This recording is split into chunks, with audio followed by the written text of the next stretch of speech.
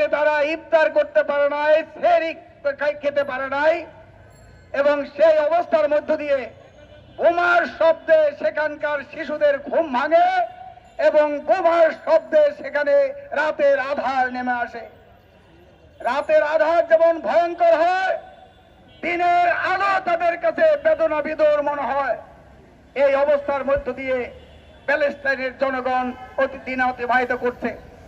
গত 6 তারিখে ইসরায়েল রাষ্ট্র তাদের বোমা বর্ষণ, রকেট হামলা, ট্যাঙ্কের মধ্য থেকে গুলি বিনিময় ইত্যাদি হামলার যে তীব্রতা, সেটা বহুগুণে বাড়িয়ে দিয়েছে। প্যালেস্টাইনের এক সাংবাদিক বন্ধু সেখানে বলেছেন, কয়েক ঘন্টা পরেই হয়তো বিশ্ববাসী দেখবে বিশ্বের মানচিত্রে গাজা নামে কোনো জায়গা সেখানে আর অবশিষ্ট নেই, পুরাটা ধ্বংসস্তূপে পরিণত হয়েছে। আমরা দেখলাম ওই মার্কিন যুক্তরাষ্ট্র সাম্রাজ্যবাদের মুরল, যারা দুনিয়ার দেশে দেশে যুদ্ধ উন্মাদনা, যুদ্ধ বাদিয়ে